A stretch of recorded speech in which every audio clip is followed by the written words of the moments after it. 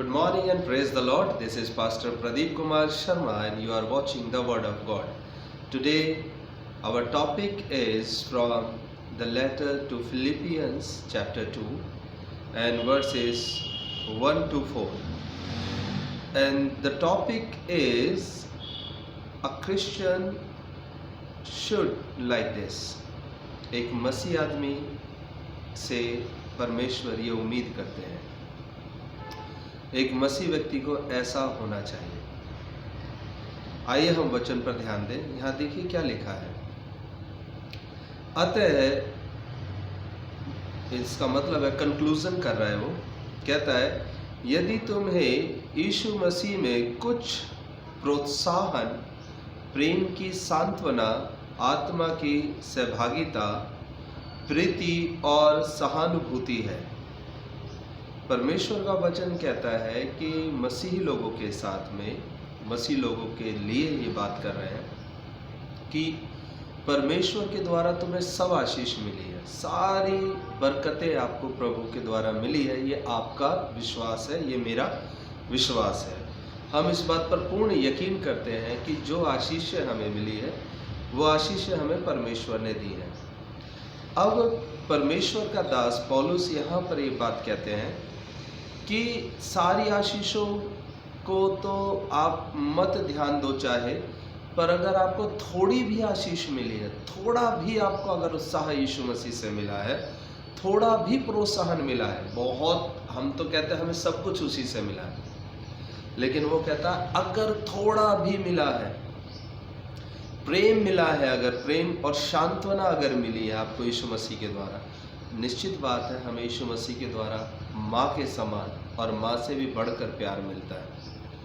लिखा है और आत्मा की सहभागिता, अगर आपको यीशु मसीह के कारण परमेश्वर की फेलोशिप, परमेश्वर की अनुभूति आपको हुई है, आपको प्रीति मिली है, उसका प्रेम आपको मिला है, सहानुभूति अगर परमेश्वर के आत्मा के द्वारा आपको मिली है, तो कहता है मेरा आनंद पूरा करने के लिए, मेरा आनंद पूरा करने के लिए। ये परमेश्वर का दास कहता है कि परमेश्वर की प्रसन्नता किस बात में है, वो चीज़ मैं आपको आज बता रहा हूँ। परमेश्वर की खुशी किस चीज़ में है, कहता है मेरा आनंद।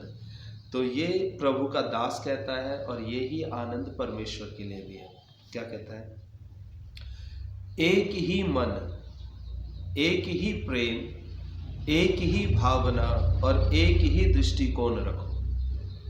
कहता है आपस में आप सब जन जो मसीह को जानते हैं, जो मसीह को मानते हैं, जिनको मसीह में विश्वास है, जिनको मसीह में आशा है, भरोसा है, वे आपस में एक ही मन रहो।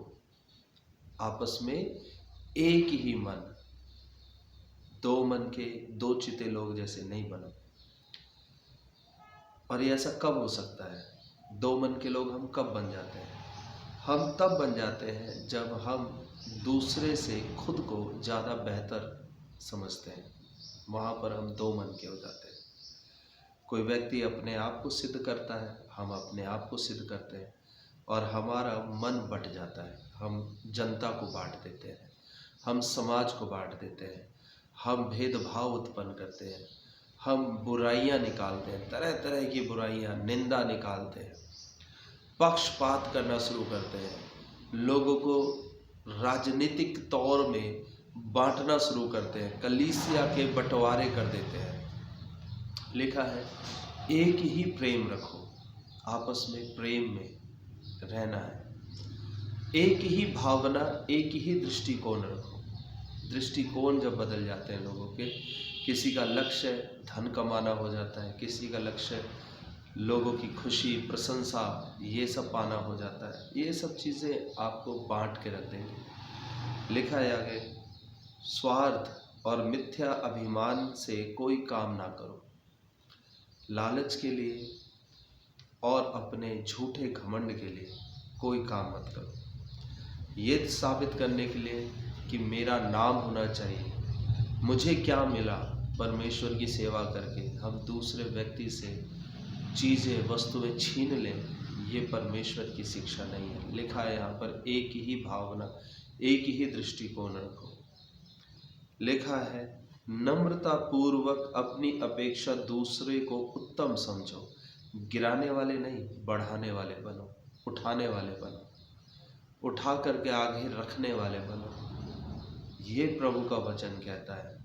यीशु मसीह ने ऐसा ही किया। उसने किसी को गिराया नहीं, किसी की निंदा नहीं करी, किसी को धमकी नहीं दी कि अगर तू मेरी बात नहीं मानेगा तो मैं तुझे बदनाम कर दूंगा। ये बात प्रभु यीशु मसीह ने नहीं करी, लोग करते हैं। आगे लिखा है,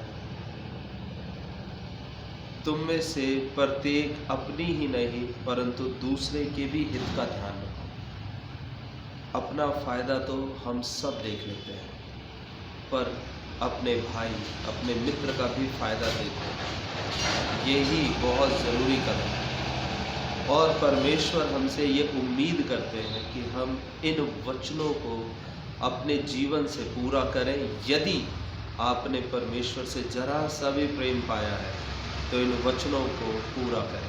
परमेश्वर इन वचनों में आपको इस्तेमाल करे कि आप इन्हें मान पाएं।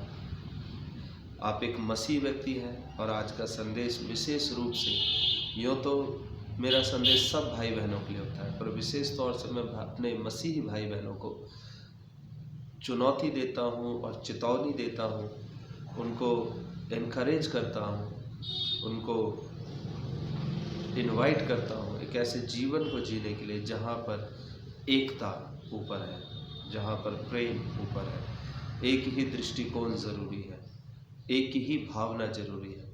अपनी ही लाभ की नहीं, दूसरे के लाभ के बारे में भी सोचना जरूरी है। तभी आप मसीह की धार्मिकता को पूरा कर पाएंगे। परमेश्वर आपको आशीष दे। Thank you.